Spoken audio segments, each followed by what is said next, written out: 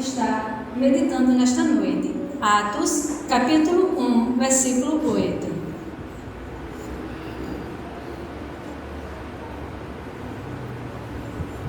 Atos, capítulo 1, versículo 8, a palavra de Deus diz: mas receberão poder quando o Espírito Santo descer sobre vocês, e serão minhas testemunhas em Jerusalém, em toda a Judéia e Samaria e até os confins da terra. Amém? Instruções são ordens. Instruções também são explicações, esclarecimentos relativos ao modo de usar alguma coisa, ao modo de fazer algo. Temos alguns exemplos. Quando compramos um eletroeletrônico, ele vem com um manual de instrução. Quando compramos um remédio, vem com a bula que contém as instruções. Ao dirigir um automóvel, nós precisamos seguir os sinais de trânsito, que são as instruções. E as instruções servem para nos guiar, para nos conduzir da forma correta, de forma segura. E nesta noite, o Senhor Jesus, Ele tem algumas instruções para as nossas vidas, baseado nesse texto. O Senhor Jesus, Ele estava prestes a ascender aos céus quando Ele proferiu esta palavra registrada em Atos 1, 8. E eu peço que você mantenha a sua Bíblia aberta nessa passagem. Ele já tinha passado pelo escárnio, pela humilhação, do imerecido sofrimento, pela morte vicária, isto é, substituta, morte na cruz. Ele já havia ressuscitado e tinha o seu corpo glorificado. O Senhor Jesus, então, ele dá as últimas instruções aos seus seguidores, aos seus discípulos. E você pode verificar no versículo 5 do capítulo 1, que ele falou que dentro de poucos dias, seus discípulos seriam batizados com o Espírito Santo. No versículo 7, ele falou que com relação ao pleno estabelecimento do reino, isso não compete às pessoas saberem nem dia nem hora. Mas o ápice, o auge, o ponto culminante dessas instruções se dá no versículo 8 do capítulo 1. E é neste versículo que nós iremos discorrer atentos às instruções do Senhor Jesus. E a primeira coisa que o Senhor Jesus nos ensina é que é o Espírito Santo que nos capacita. A partir desse versículo 8 diz: mas receberão poder quando o Espírito descer sobre vocês. Isso são palavras do próprio Senhor Jesus. O Espírito Santo é o próprio Deus que passa a habitar no indivíduo, numa pessoa, no ato da regeneração, no ato do novo nascimento. E em 1 Coríntios, capítulo 6, versículo 19, a palavra de Deus diz que: acaso não sabem que o corpo de vocês é santuário do Espírito Santo que habita em vocês? É o Espírito Santo, o próprio Deus, que faz morada em nós, que nos capacita, que nos dá poder para executar a missão. Vale destacar que o termo poder no Novo Testamento vem de um termo chamado dínami, do termo dínami, que é um termo grego que significa capacidade para realizar uma tarefa, potencial para executar uma missão.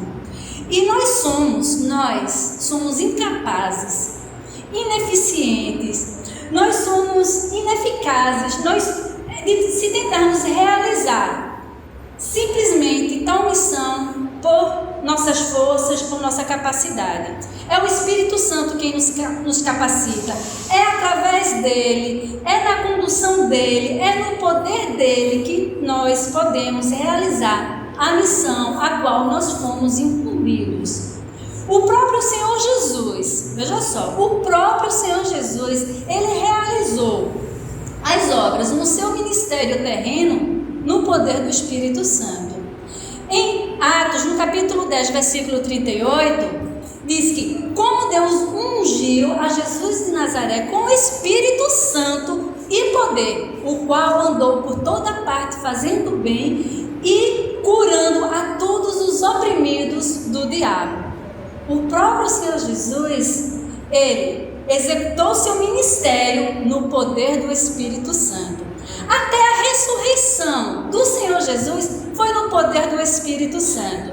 Em Romanos, no capítulo 8, versículo 11, fala: e se o Espírito daquele que ressuscitou Jesus dentre os mortos habita em vocês, aquele que ressuscitou a Cristo dentre os mortos também dará vida a seus corpos mortais por meio do Espírito que habita em vocês. Chamo sua atenção para as palavras iniciais desse versículo, que é o Espírito, foi o Espírito que ressuscitou Jesus dentre os mortos. E aí a gente também vê a confirmação daquilo que a gente já, do que foi falado anteriormente, que esse Espírito habita em nós. Até para dar as instruções aos seus discípulos, Jesus deu por meio do Espírito Santo. Em Atos, capítulo 1, versículo 2, e você pode acompanhar aí na sua Bíblia, diz que Jesus, que ele deu instruções por meio do Espírito Santo aos apóstolos que havia escolhido. Meus irmãos, se o próprio Cristo, ele fez o que fez por meio do Espírito, quem somos nós para realizar qualquer coisa se não for na dependência do Espírito Santo? O próprio Cristo, o próprio Senhor Jesus, ele nos adverte que é o Espírito Santo quem capacita, é o Espírito Santo que nos dá poder para realizar a missão. O poder do Espírito Santo ainda está apresentado, evidenciado, provado desde a concepção do Senhor Jesus. E que Maria pergunta ao anjo como se daria a sua gestação, sendo ela ainda uma virgem. E aí o anjo responde, está em Lucas capítulo 1, versículo 35. O Espírito Santo virá sobre você. Olha mais evidência do poder do Espírito Santo, evidenciado também no batismo do Senhor Jesus. Em João, no Evangelho do apóstolo, escrito pelo apóstolo João, no capítulo 1, versículo 32, ele fala: então João, se referindo ao Batista, ao que batizava, deu o seguinte testemunho: eu vi o Espírito descer dos céus como pomba e permanecer sobre ele, sobre Jesus. E é esse Espírito que capacita, que dá poder ao crente para realizar a missão, para executar a missão. O Espírito Santo, presente e poderoso na concepção, no batismo, no ministério e na ressurreição do Senhor Jesus. Só no poder do Espírito Santo podemos realizar a missão. Só na condução e dependência do Espírito Santo vamos executar, vamos realizar essa tarefa. Por quê? Porque o Senhor Jesus nos ensina que é o Espírito Santo que nos capacita. Amém? Amém. A segunda coisa que o Senhor Jesus nos ensina nesse texto é que no poder do Espírito Santo seremos dele testemunhas. E a parte B do versículo 8 diz que o próprio Senhor Jesus, e serão minhas testemunhas.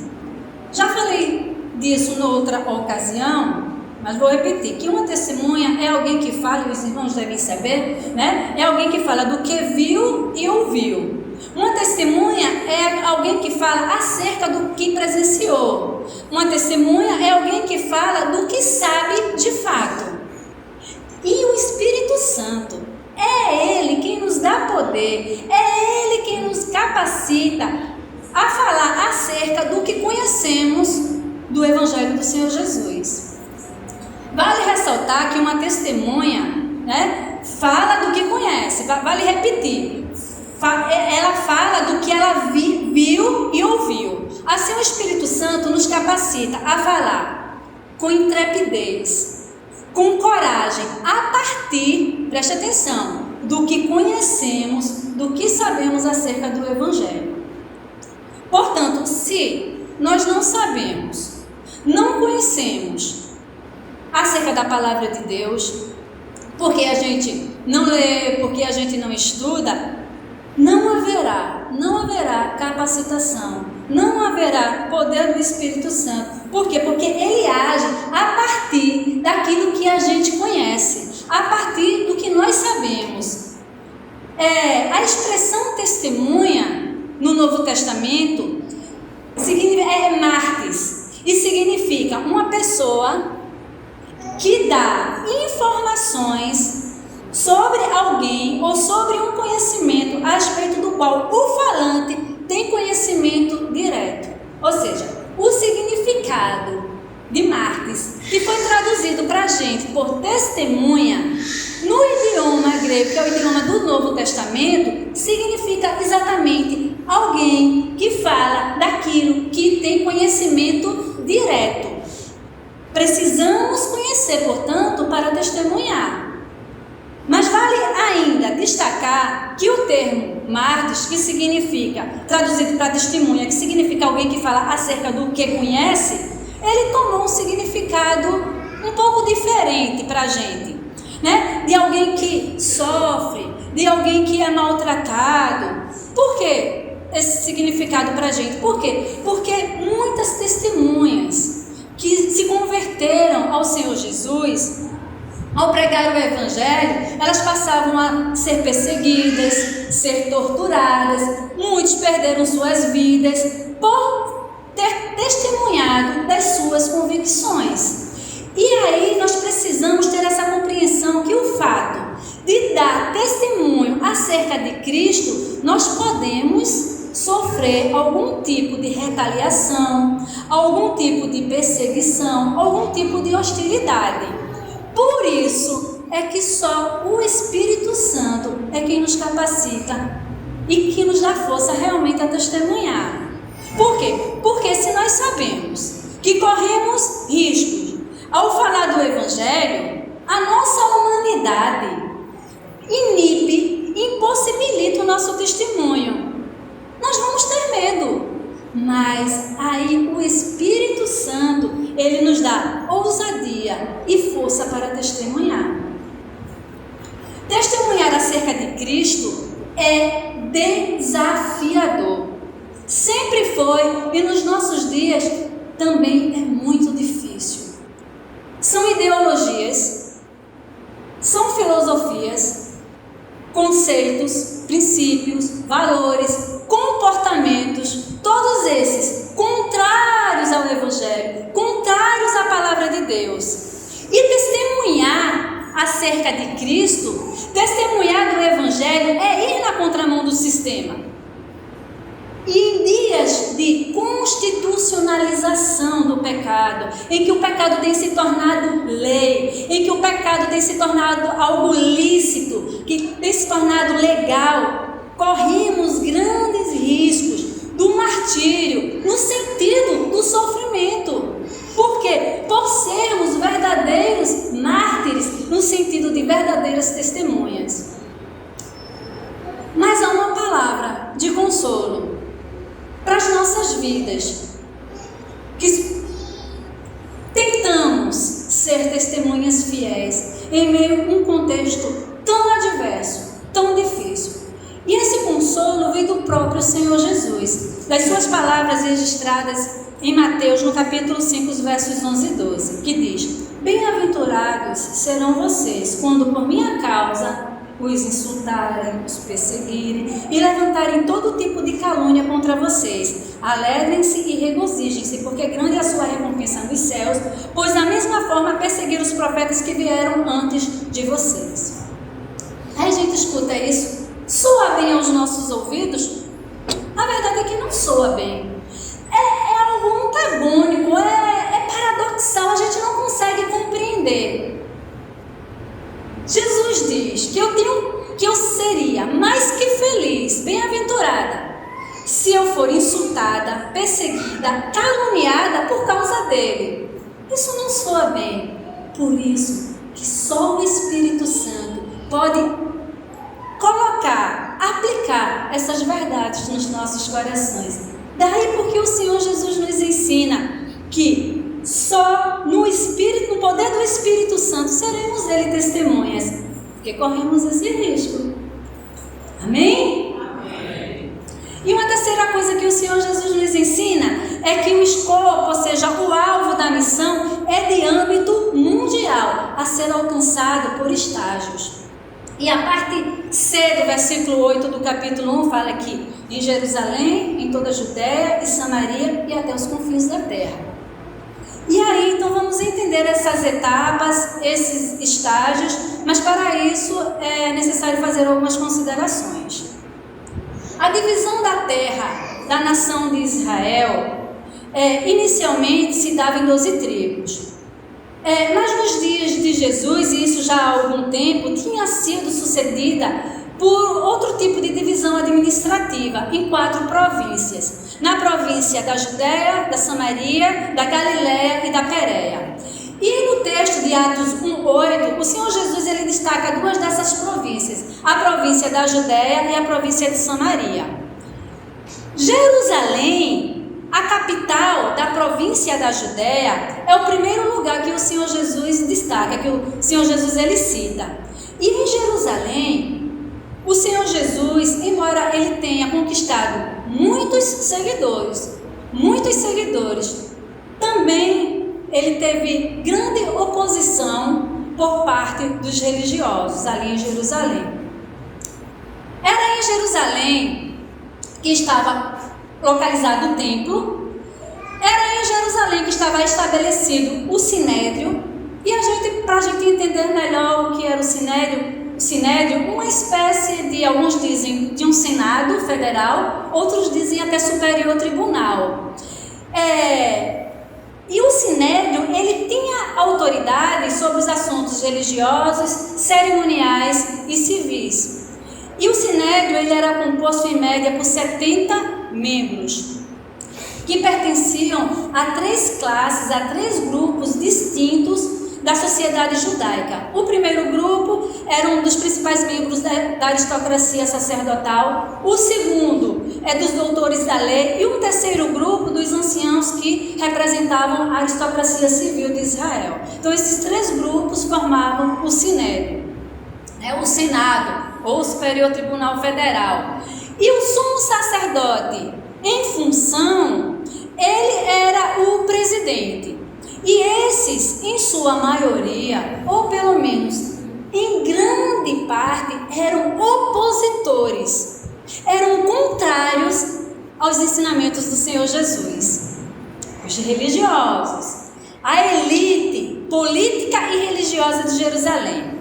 E nós podemos comprovar essa rejeição a Jesus por parte dos religiosos no capítulo, é muito forte lá no capítulo 23 de Mateus. Mas, especificamente, a partir do versículo 13, Jesus, ele profere o que chamamos de 7 ais. 7 ais proferidos por Jesus a partir do versículo 13, e todos eles começam assim: ai de vós, escribas ou doutores da lei, escribas e fariseus, hipócritas. E esses ais que está no capítulo 3, 7 ais, está no versículo 13, 14, 15, 23, 25, 27 e 29 de Mateus 23.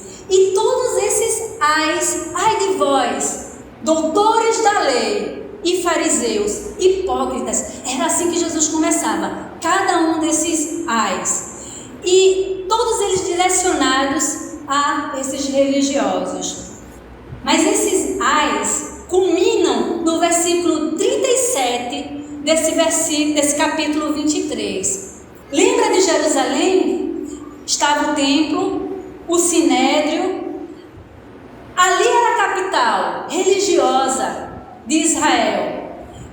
E ali estava representados os religiosos, o qual Jesus estava falando. E no versículo 37 do capítulo 23, Jesus fala: Jerusalém, Jerusalém, que matas os profetas e apedrejas os que te são enviados.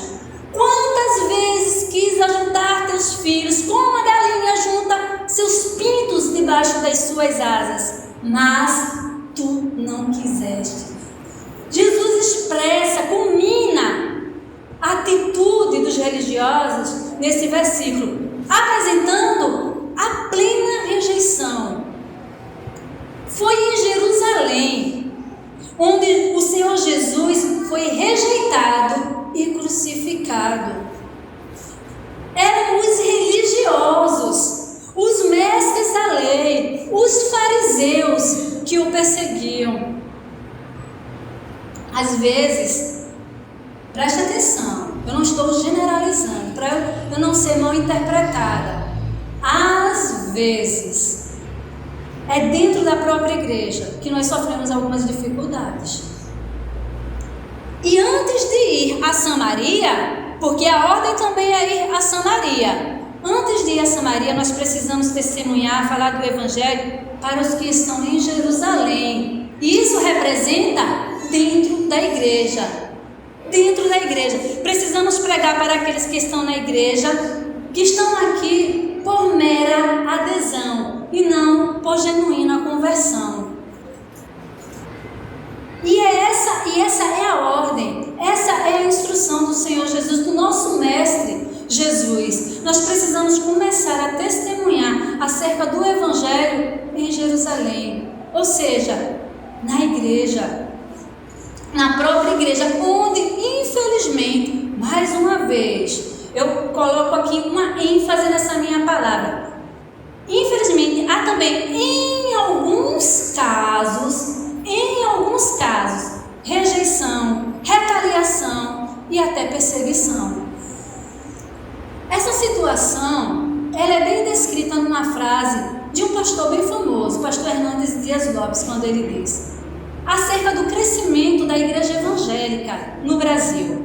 Ele diz que o que cresce no Brasil não é o verdadeiro evangelho, é um outro evangelho, um evangelho que resulta não em verdadeiras conversões, mas numa corrida galopante de inúmeras adesões.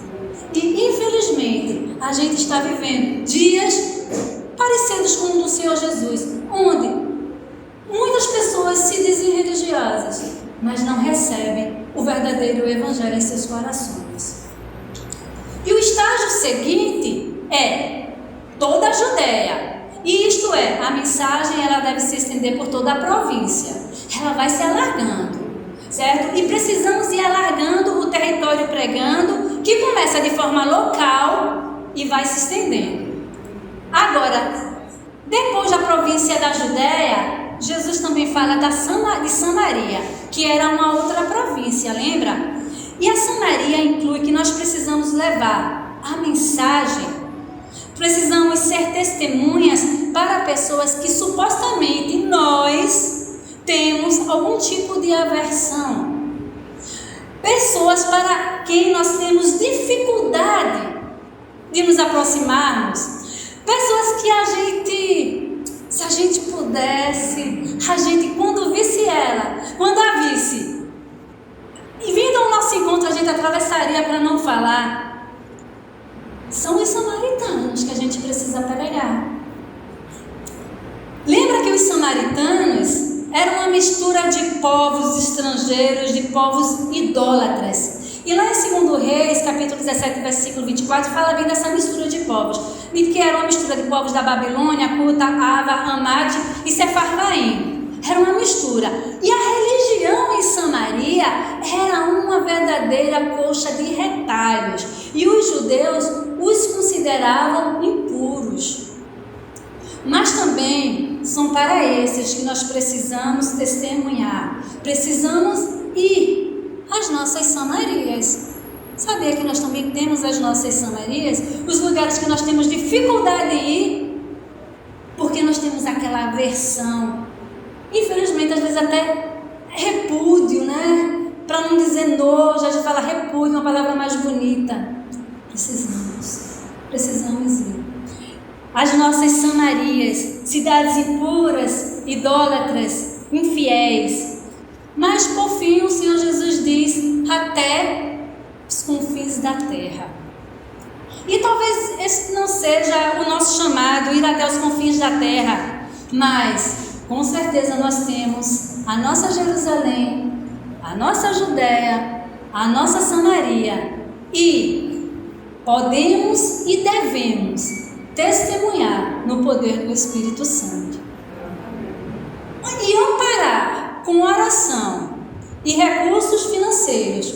Os que estão testemunhando também no poder do Espírito nos lugares mais longínquos, nos confins da terra, onde aqui, no momento da oração, foi falado, pessoas que se desprendem do seu conforto, muitas vezes se veem sozinhas,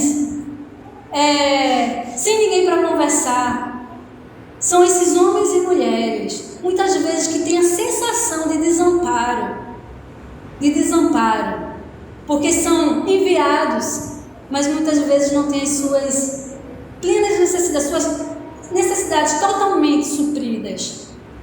Mas esses estão também testemunhando no poder do Espírito, porque mesmo em meio às dificuldades, eles devem ter um contentamento, porque os que têm o Espírito Santo têm um contentamento que vem lá do alto.